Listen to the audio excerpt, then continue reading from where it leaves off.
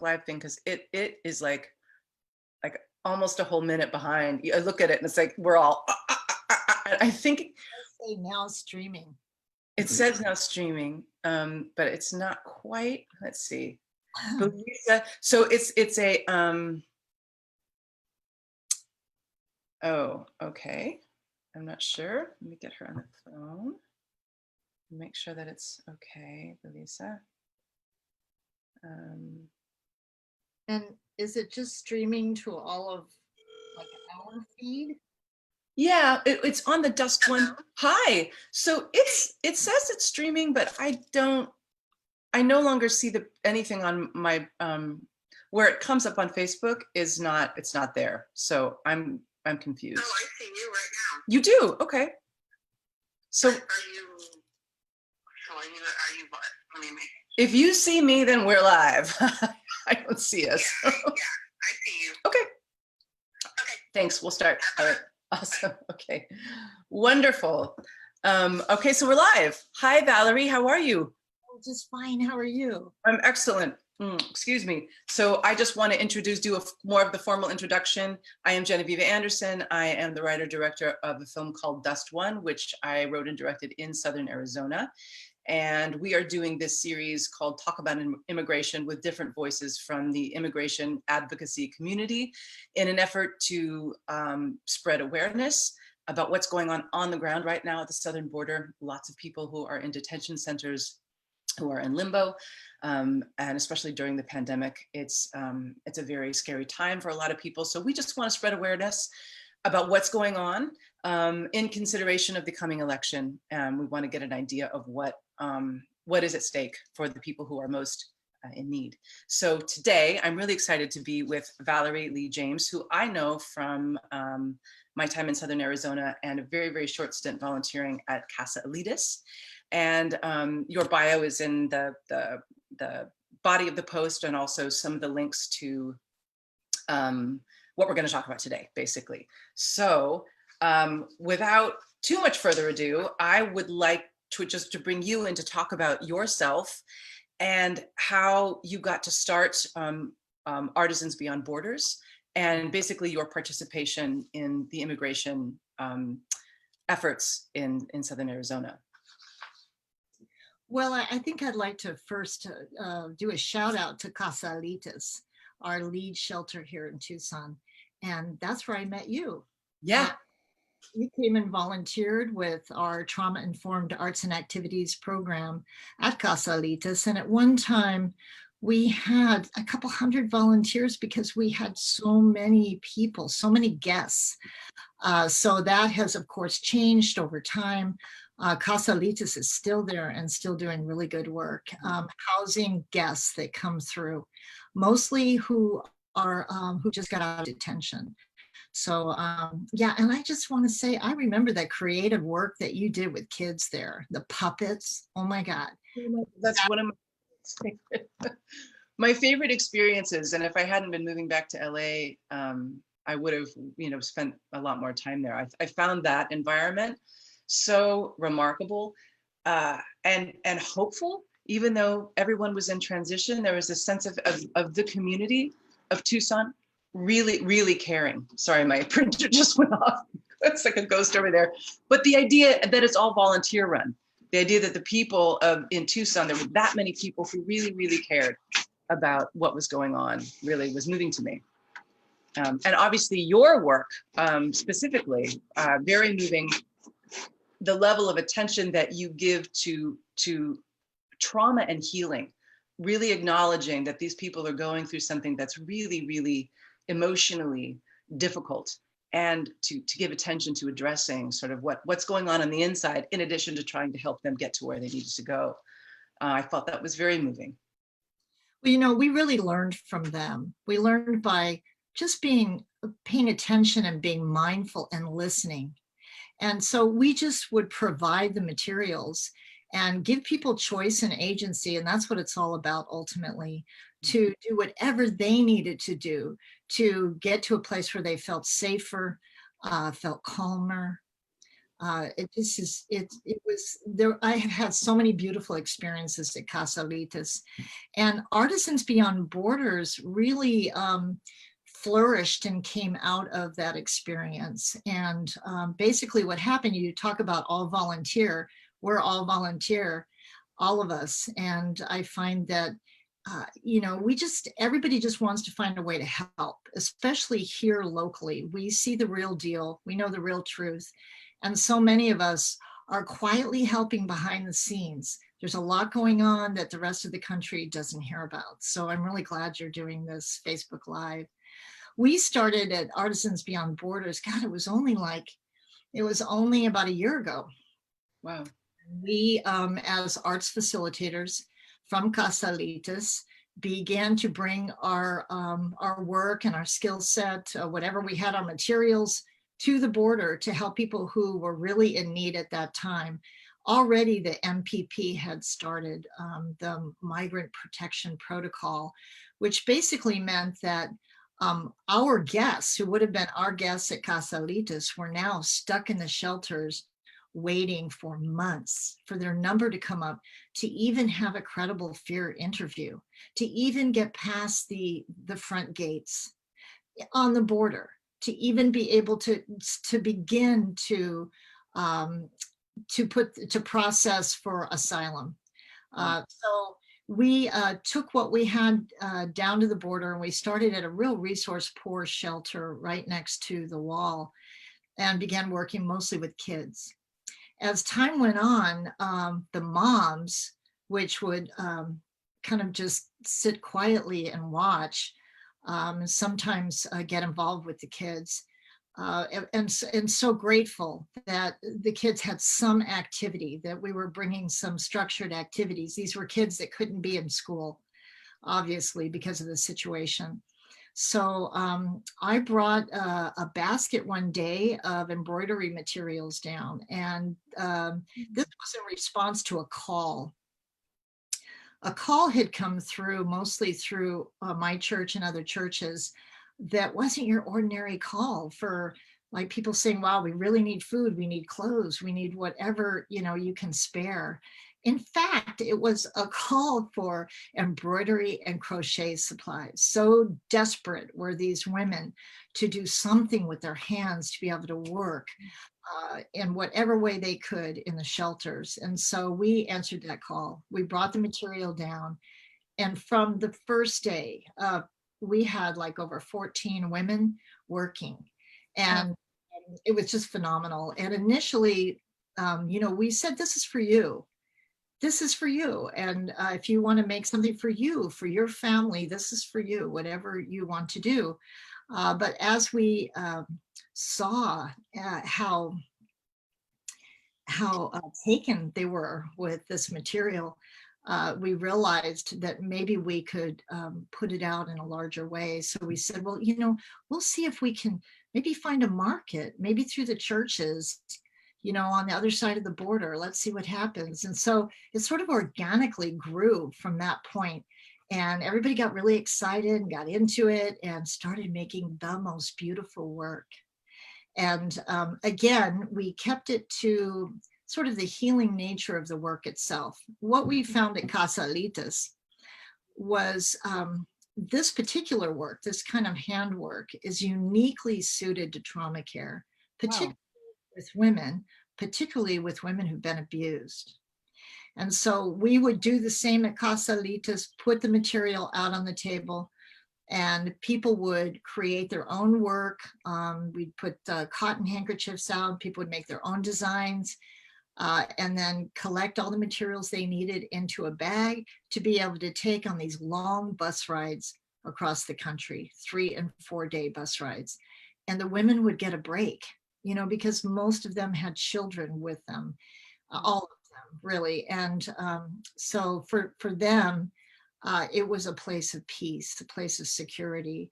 And we find that the designs that people do, they're all based in the natural world. For the most part, they have to do with memories, really good memories of home and land that they've left behind. And so it automatically brings somebody to that place of, you know, contentment, tranquilo, calma, and it's very, very beautiful. So as we have grown, we've kept it small as much as we can, and kept it to its sort of healing roots. So that, because what happened was it went very quickly from what other people might see as art therapy to occupational therapy. And then now it's become essentially a micro enterprise. It's amazing. And in the winter, when the numbers swelled in Nogales, we had thousands, literally thousands of people in the streets. We took the material to the streets and set out card tables, had like literally hundreds of people approaching us and families. At one point, we were serving 80 plus embroiderers. And most everyone carries these skills. These are heritage skills that people carry through their culture, their family, for generations. And then other people learned on the spot, like younger asylum seekers would learn from others. And so it was really extraordinary. And I remember we just organically, our mission, our goals that came up at the time were really about extending friendship across the border and upping respect, for these women and for these artisans. And that's exactly what happened. The solidarity amongst the artisans grew, and they became and have become over time a self-organizing group of artisans that we support here as the Friends, the Tucson Friends of Artisans Beyond Borders, our all volunteer group. We are the support team for them. And now we don't serve as much as we partner with them. Okay. Also partner, and we could not do this work, literally, especially during this pandemic since May, without our partners El Otro Lado on the other side, which is Voices from the Border, first and foremost. And that's Pacho and Kathy and everyone else on that team that is supported through Patagonia, through the town of Patagonia, and everyone that's on the board to help support Voices from the Border, which initially has always provided frontline medical care on the streets, and now have branched into teaming up with us to provide the services that we need to keep this group going. And it's just been beautiful. And so we now, it's just amazing. At first we didn't know how we were going to do this thing. We're this bi-national, cross-cultural little niche program, and we didn't know how we were going to do this. And through working with Voices from the Border, through luckily the tools that we have now, like WhatsApp. I mean, we do it all on WhatsApp. It's incredible. All the bordadoras, the embroiderers, post their photographs of their work on WhatsApp. We do all of our communication. We're able to get funds to them, and then they're able to get their materials back from us through Voices from the Border, and also through the Mennonite Central Committee, the MCC. It's this beautiful group. The Mennonites, it turned out, have a phenomenal history with working with folks in crisis, in immigration, and in natural disasters. They have amazing quilt making traditions in which they will work for over a year in groups to create the most incredible quilts, which they then will raffle off to cover fire and flood across the country and the world. Wow. So even though people don't hear about this quiet, humble work that's going on, that reminds me so much of embroidery and with our hands in this way, generationally, all of us, and cross-culturally, they do this quiet work that people really don't know about, but you should check them out. So MCC has a border outreach organization, And they are able to bring our materials to the other side and to collect the materials back from the bordadoras. Oh, well, I want to quickly, you're going to share some of these, but I wanted to hold up my manta just to give an example of the kind of work we're talking about. So all hand embroidered. Most people, I think, don't know what a manta is and what it's used for. So perhaps you could talk a little bit about that. Thank you, yes. Well, mantas are also known by a couple other names.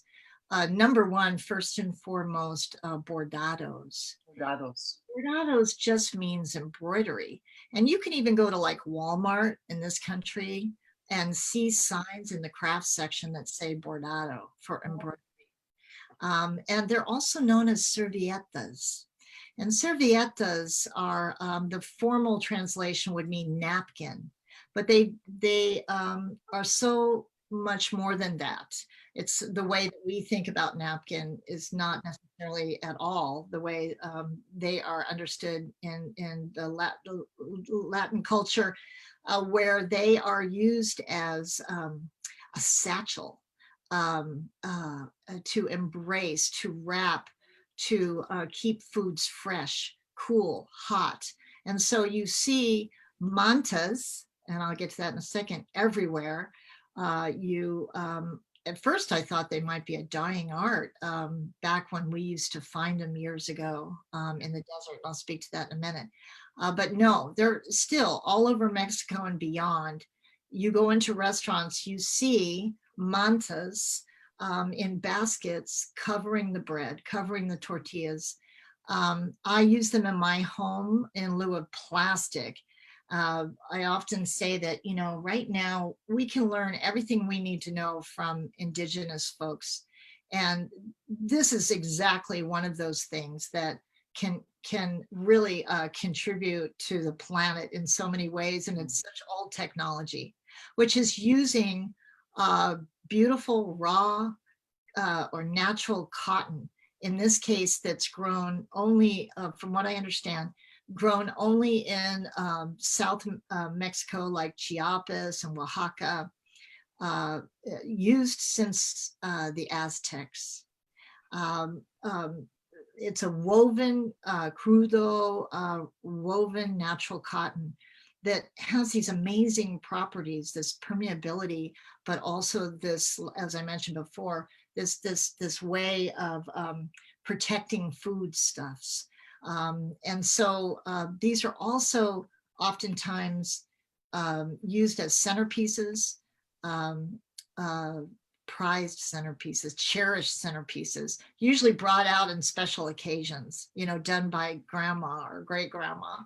And they're also, for us, oftentimes, I heard someone the other day on Facebook say to a friend, oh, I just got one of these, and man, I know they're supposed to be used to wrap food, but no way, I'm putting mine up on the wall because they're so beautiful.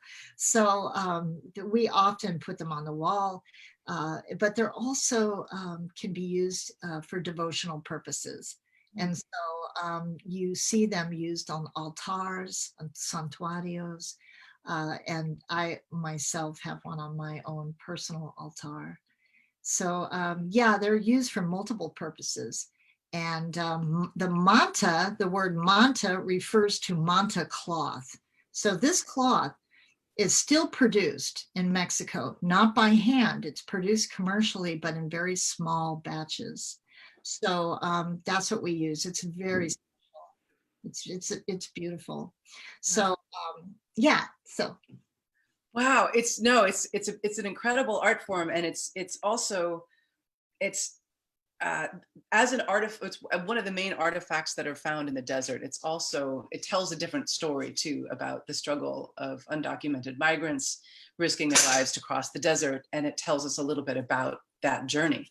It's a piece from home. It was given by, you know, a family member, wrapping food with love to help someone on a journey. And I've found them in the desert, and I've seen them in collections, and they're weathered and stained and torn, and it's you know, they have a particular meaning too, based on based on the purpose, that they serve and the comfort that they most likely give to people making that journey.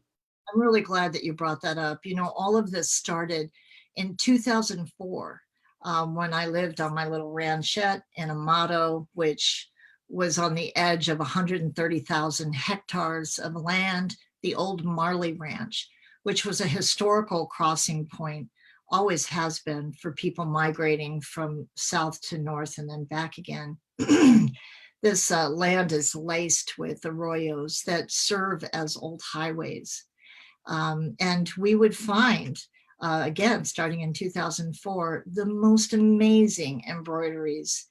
And I was blown away. I mean, we never went out on purpose to find them. They were just there. And so I would stumble across these beautiful embroideries when I walked my dogs out on the flats.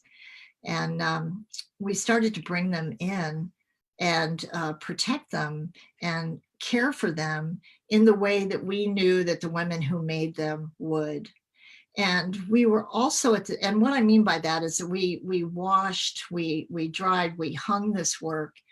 And then eventually we began to put it out in the community along all the border states for about 10 years. Antonio Gallegos, another sculptor, and I just kind of quietly put these beautiful mantas out where anyone would have them, so that we could really show that this was all about the face of family. And at that time in particular, people, except for here locally, didn't really understand that.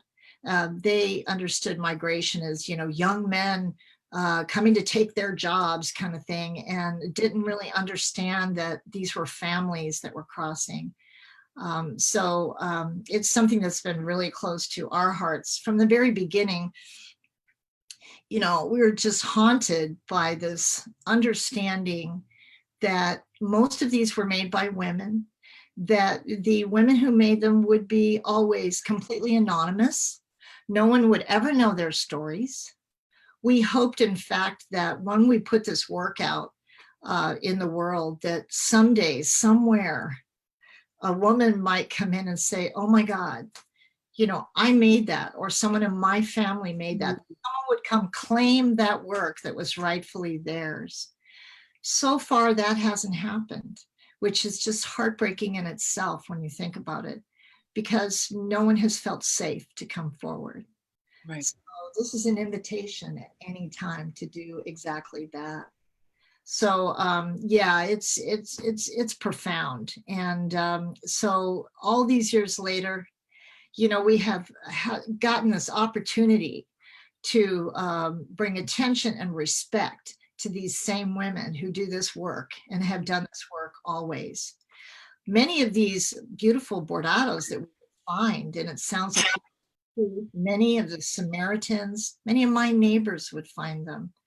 Many of them were inscribed and stitched with these beautiful inscriptions that read like prayer, Amor mio, and these beautiful pienso en ti, I think of you, my love, please come back.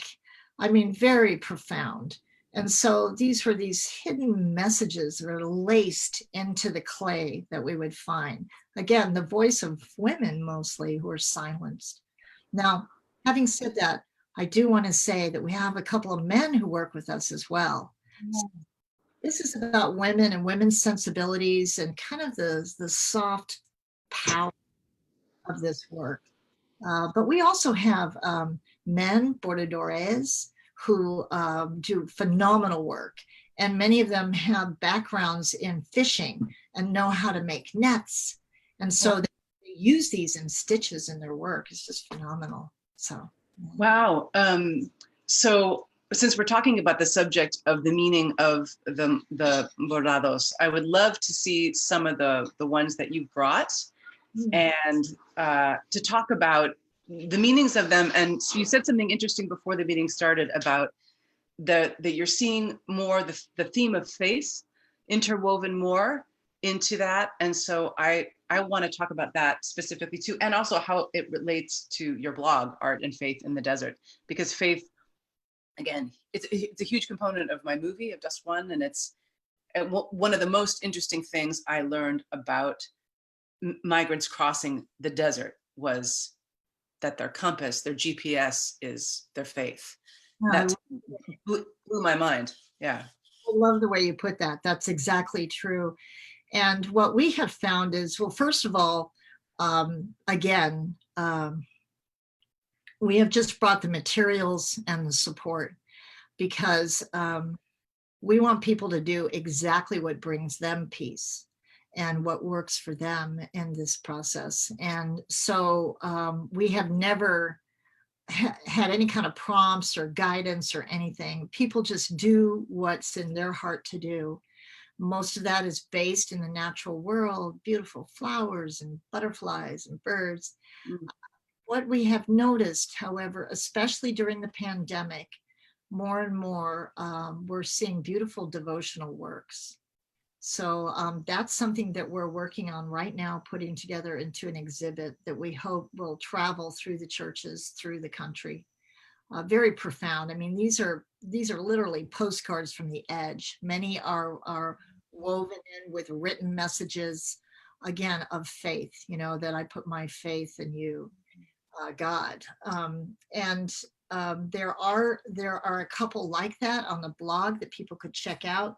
I just brought one to our interview today, and it's oh my gosh. Guadalupe. Oh, that is so beautiful. This one was done by one of our indigenous embroiderers from Guatemala. And she's also done another one about the pandemic that's very beautiful. And you can see it on the blog. It's very beautiful. It's the Sacred Heart of Jesus. And it speaks to, if I be infected, Lord, may I be infected with faith and love. It's really beautiful. Oh, I know, it's so beautiful. I cry every time I see it. It's really beautiful. Wow. Well, if you're compelled to, I'd love to talk a minute about the significance of the Virgin of Guadalupe, because she is a big figure and there's a beautiful book. I should have it next to me and I don't, written by Archbishop, the Archdiocese of the Catholic Church in Los Angeles, Archbishop Gomez, called Immigration in the New America. And he has this wonderful analysis about how America came to be, right? And what America is. And there's a complex history. There's a history of domination and pillaging and all of that. But there is a history of faith that is really interesting and kind of central to what this land means. And he is calling people to remember the spiritual foundation of America, of the Americas, and how the Virgin of Guadalupe too had, the significance coming. It was the 1500s, wasn't it? She appeared, I think it was in Mexico or near Mexico City, to a common farmer.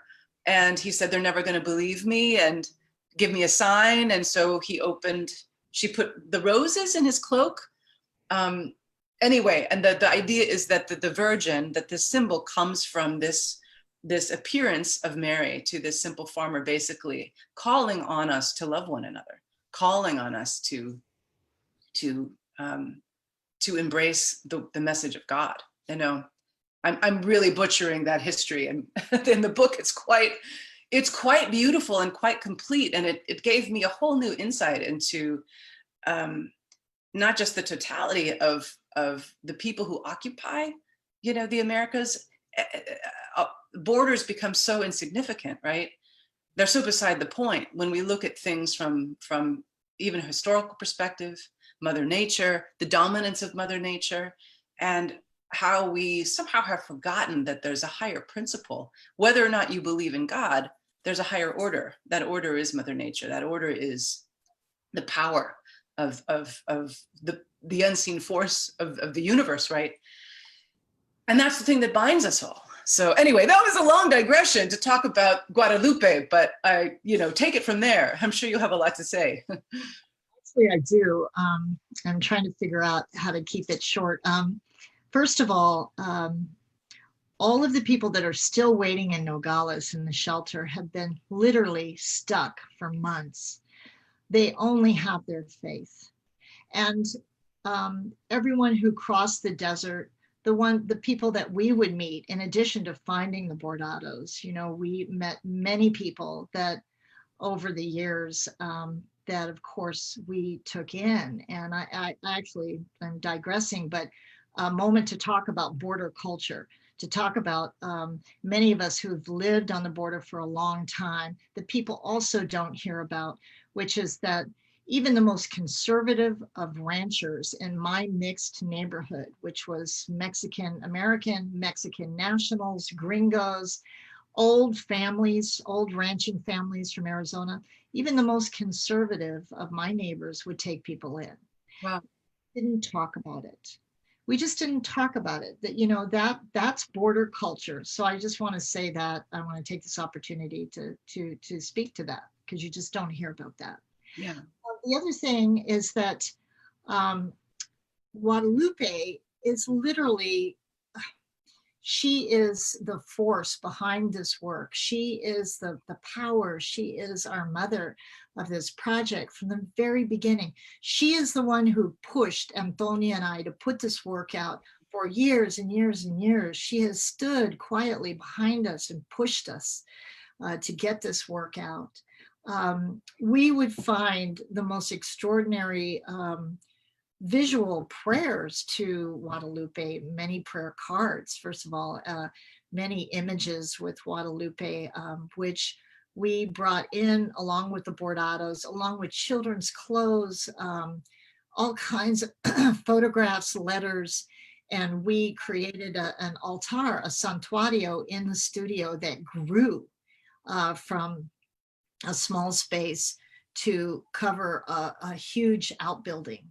And students would come from all over the place to understand migration through what was left behind.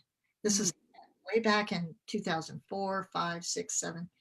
And there's something that happens when people touch something that has literally the DNA of the journey in it, that touches people so profoundly.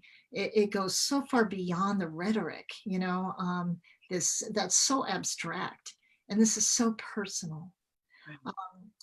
A year and a half ago or so, 2 years ago, I was in a language immersion program deep in Mexico, and I took that opportunity to go to the Basilica in Mexico City. And like so many other pilgrims, here it is, this total tourist site with all kinds of tchotchkes around, you know, little trinkets. But like so many other pilgrims, I had an authentic and very powerful, I mean, earth-shaking experience when I was at the Basilica that brought me to my knees, literally. Very profound, in the old building. Can you tell us about that? Oh, well, I'm still processing it. I'm still writing about it. It's very personal to me, to my own practice. And, you know, I'm a Benedictine Oblate. So it's something that is profoundly personal to me, but personal to me and a million others. I mean, she is the Empress of the Americas. She rules, man. And so, you know, seriously, the more we can speak about Guadalupe, the more we change culture. And that's what I mean about the soft power of this work. And that what I really appreciated it when you spoke about the natural world too, because this is all seated within the natural world. You know, this is a very simple motto, but this gives you an example of mostly what we see. Very simple. It brings all the embroiderers much love and peace to do this work. And, yeah, but really Guadalupe is there. She's there with us all the time. So thank you for bringing her up. Oh my gosh, she's important. She's and again, I think the element of faith is so Well, here's what I love about it. We talk a lot about religion and the importance of God, you know, as in politics, especially now, it's sort of like this tool or this weapon. I believe in God more than you do, and God is in this, and God says this, and here they are practicing their faith. They're putting their lives on the line the way any of us would if we needed to get somewhere for our family or to be with our family. There's no one among us who would not do exactly what they do, and that they do it with faith, that they do it really trusting God, really trusting their faith that they will get where they need to go, is the action that we often lack, right?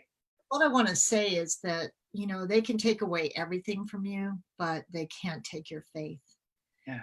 The working title of what I've been writing for so many years, which I tell myself, you know, it's a slow work, just like embroidery itself. But the working title is Guadalupe's Roses, because these beautiful bordados are like the roses in her cloak, you know, this very beautiful, that Diego gathered. So yeah, that's the way we think of it as well. But they cannot take your faith. They can take everything, and they do. They take your Bibles that we would find in the desert. They Border Patrol takes everything, your prayer cards, your rosaries. And speaking of which, if I may, tell us about your necklace. yes, I want to show people this because it's so beautiful. And this gives me an opportunity also to speak about another one of our partners, Sala Vision, out of Tucson here, that cares for migrants in whatever way they can. That speaks especially to migrants and asylum seekers, refugees coming from El Salvador. Mm-hmm. This was made by a young man, from what I understand. Dora Luz Rodriguez from Salavision gave me this. And this is made by a young man from Nicaragua who's in detention right now. Mm-hmm. This is made out of the packages that hold top ramen noodles, right? This is the healing power of creativity to transmute, to transform your situation. If you read anything about the concentration camps, the death camps in Nazi Germany, people would use anything they could to express the inexpressible. And they would smuggle work out. They would risk their lives to get that message out. And that's what these bordados, these beautiful mantos hold. They hold these messages that are coming straight from the families to us. There's no more authentic, more beautiful, and more painful expression of one's reality than this work right here. Wow. Very powerful, and also stitched with prayers, very contemplative work. I think a lot about, it brings me back to when I was a clinical art therapist for years, and you would hear about and see children on burn units who had been burned over 80% of their bodies. They would use their toes, they would use their mouths to hold implements, to hold tools, crayons, paintbrushes, anything they could to, again, express the inexpressible. The kids would start with hot colors, really hot colors like fire, you know, reds, oranges, purples. And then they would, over time, as they began to heal, more blues and greens would come forth. Really amazing, amazing. But again, I think it speaks to the power of the human spirit, art in a way that we, that just still me to my knees every day, profoundly inspired myself. You know, we have all been going through so many changes during this pandemic, and I am blown away every day by the courage of these women who are not just in shelters, but on the streets, some in open air bus station down in Nogales, you know, doing this work. And this is what's keeping them together. Really powerful. And it just humbles me in a way that nothing else does. We all of us on this team of volunteers, we all feel so grateful just to be in the loop, because we are the ones who are being redeemed by this work. We are the ones. That is how grace works, right? It's really profound. I'm a couple of other questions. I'm curious what it means to be a Benedictine Oblate. And I'm also curious about the Migration Ministries Committee and the presentation that you just gave, and also just the community of different churches who are coming together to try to help the immigration problem right now. Well, as a, let me just speak to the Oblate part first. I've been a Benedictine Oblate for 10 plus years and was with the Sisters of Perpetual Adoration. I love that name, who were in Tucson for, oh my gosh, over 100 years, I guess it was. And the big monastery, which we were graced to be able to have all of our guests when we had thousands of people coming through just a year and a half ago or so here in Tucson from Central America. We were given this monastery, which had been let go of our sisters who had to move back to their mother house in the Midwest. And so they so graciously gave us the monastery to use to house the refugees from Central America. And so we were able to work in our own monastery. The art room, as you probably remember, used to be the old sewing room of the Benedictine nuns, the sisters, and it was flooded with light. We had these beautiful big windows. It was great space, beautiful space. And it brought a lot of tranquility and calm and peace to our guests, all of whom were traumatized on so many different levels. The children, the adults, everyone. It was the art room itself was like a chapel. You know, there was such a sense of the sacred. It was very beautiful. Anyway, so an oblate is professed to a particular order and a particular monastery, which is one of the things that differentiates a Benedictine from other third orders like the Franciscan or the Dominicans. They all have a group of affiliates. And so we are like lay sisters, for kind of a lack of a better way to put it, sort of a shorthand. And so what that means is that you make this kind of serious vow to attend to your spiritual life in this way. And the Benedictines have all these really old, tried and true tools to do exactly that, like Lectio Divina, which is deep sacred reading, Visio Divina, which as an artist, you know, so many artists, I mean, we are contemplative and do contemplative work. It's just the nature of the process of art itself. The difference here might be that it's intentional. And so, you know, you're taking that space and time. So just to say about that the Oblates, our group is still alive and well. The sisters had to leave us and that broke our hearts. But we still meet at St. Philip's. St. Philip's Episcopal took us in Tucson, and so our group still meets every month, and anyone who's interested can come sit in, check it out, see if it's something you want to be involved in. It's about a year-long kind of apprenticeship, and then you move into making that vow. So that about the Benedictines, and then that kind of leads into the churches. We got a message from St. Mark's in Columbus, Ohio, not long ago, that then they wanted to know more about what we were doing, the Artisans Beyond Borders, and which our other name is Bordando Esperanza, which is embroidering hope. And that's how we sort of all refer to it.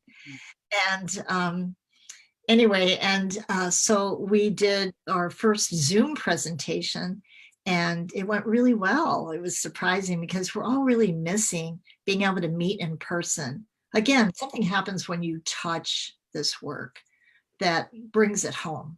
I mean, it embodies, brings it into your body, into your soul, into your spirit, and we really miss that.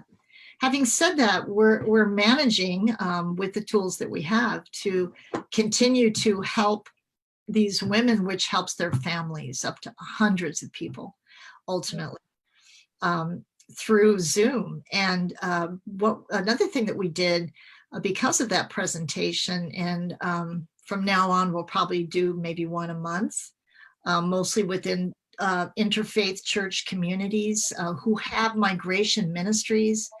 I find it really heartening that in the heartland, of the US, we have migration ministries everywhere. People really want to help. And that's a real difference than 10 years ago, when we here on the border, most of us as locals, there were times when we felt a sense of despair because we didn't know if we could get beyond the media and the rhetoric to really speak to and to help people to understand our reality, which was all about families. Like I'm digressing again, but in my neighborhood, it was all about families. So your papers could have been funky. It doesn't matter. We were all family and we all helped each other. So now throughout churches, throughout the country, throughout many different kinds of faiths, we're beginning to see this attention paid to migration, to refugees, to, especially as the politics cut things like the refugee resettlement agencies. Churches are really stepping up, and I, they walk their talk for the most part. They have been here through all of it. All of our other organizations like No More Deaths, the Samaritans, they all have churches that are backing them up and supporting them 100% of the way.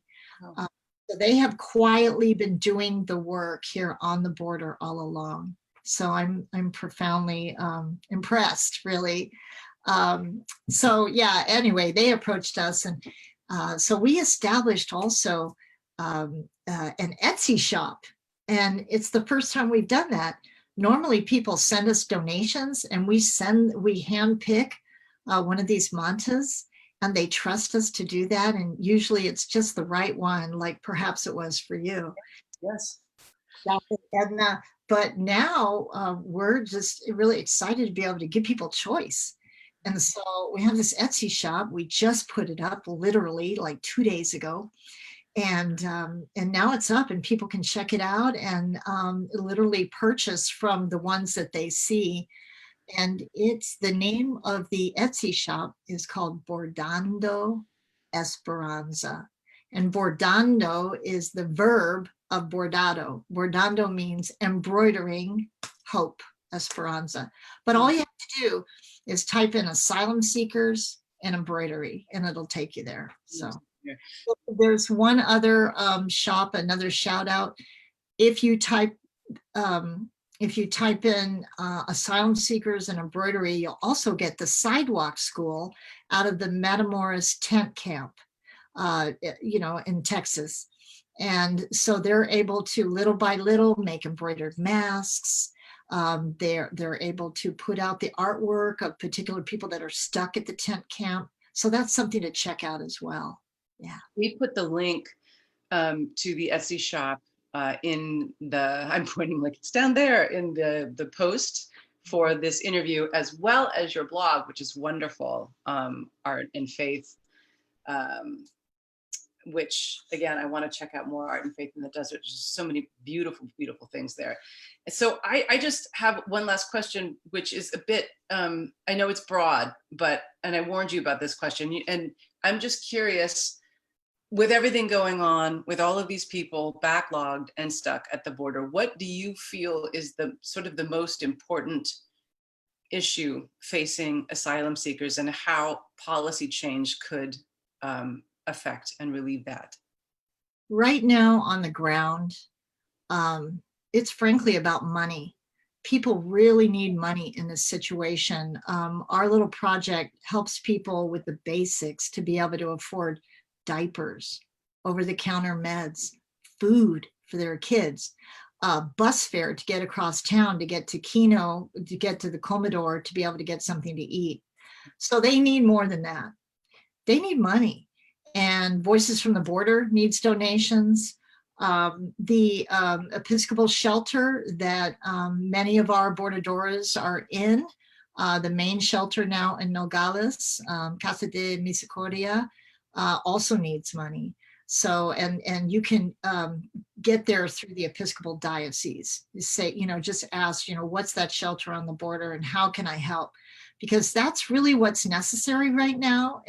That's the real deal. They need money. They need money more than anything. Going forward is anybody's guess. And I know that I'm just assuming that we will have new leadership right around the corner, but it is going to take a long time to dismantle the damage that has been done here. It's going to take a long time. And many of our people are waiting. These asylum seekers are waiting. They have no choice. They cannot go forward. They cannot go back. I mean, they can't go back to that kind of violence. So, they're stuck.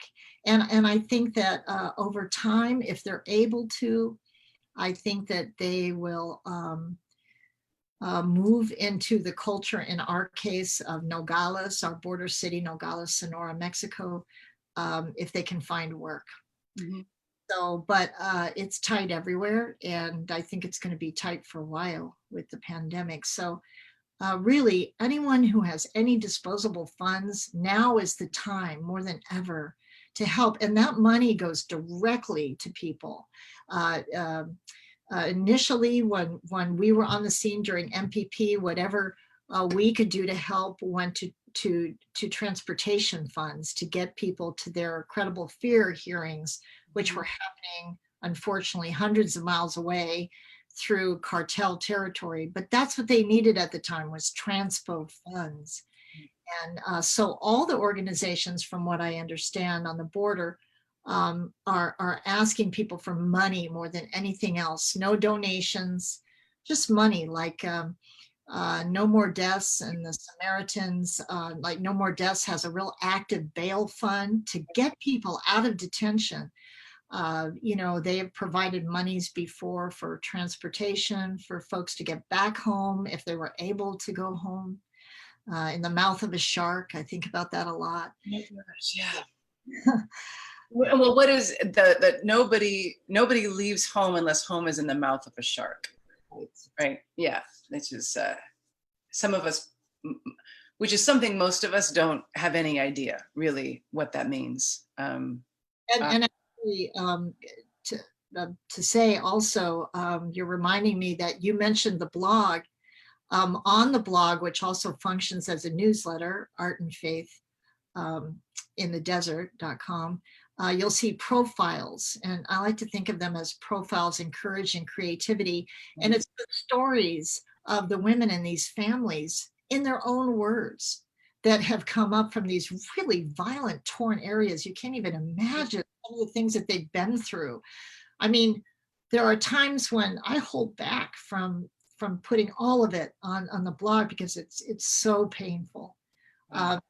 Yeah, but it's also, if you want to know what's really going on, check it out, because this is in their own words. It's not my words, it's no one's words, it's theirs. Yeah. And so, and also Voices from the Border too. They have the same stories. And by the way, all the asylum seekers give us permission on every level to use those stories, to get the word out, because it seems like we have to work very hard to cut through the rhetoric and to, again, bring it home, to bring it to a place where we can all connect and relate. And that's one of the beautiful things, again, about this particular project is, I know for me and my family, through my grandparents, through my mother, that was a place of meeting, a place of love and security and connection, which is I'll never have again in that way. And I'm so grateful that this tradition was also in my family, in my Appalachian family, because that's where I learned. I'm gonna get choked up, but that's where I learned the meaning of love, was sitting around as women doing this quiet work. Wow. Well, it certainly comes through in your commitment to this cause and this project. just again, the level of attention to the deeper meaning of it is really, it's moving for me, and that there's a space for these women to do this, both for the practical needs, but also as an aspect of their healing and community it's remarkable. So, I mean, I just acknowledge you for what you're doing. I think it's a wonderful project, and I encourage anybody who's watching this to go to the link and check out these mantas and check out how you can support this project, Artisans Beyond Borders. And beyond that too, I would love to put on our website, our DUSTWUN website, I've got No More Deaths and People Helping People, but I'd love to put these other organizations that you've mentioned. Maybe you can send me those links to my email, and I'll make sure that I put those on the website. So I also wanted to let people know that that DUSTWUN, it has distribution now, and it's starting to sell to different territories. But we are also offering it to any group who wants to have an event to raise money or to just get their constituency together. So we're offering that. So it would be like a Zoom, a Vimeo situation, and then we do Zoom Q&As with cast and crew. So letting people know that that's available to them. And we also have a screening in Cincinnati, October 16th through the 18th. For anybody who knows anybody in Cincinnati, we'll be at the Esquire Theater. So that will also be on the website. You know, I'm really glad to hear you say this, because I need to see this film. I want to see it. I saw the trailer and it brought me to tears. So I need to see this film. And that was one of my questions, was when and where can I see this? But also, just in general, that our project is about creatives helping creatives. That's what we do. And that's what you're doing right now. So man, keep it up, because this is exactly what we all need to be doing as artists. We need to be helping our neighbors as artists. That's what we're doing. We're creatives helping creatives. And so, yeah, so thank you. Thank you. It's great to see you. I really appreciate you taking the time today. This was wonderful. All right, I'm gonna say, see you again. We'll see. Right, bye.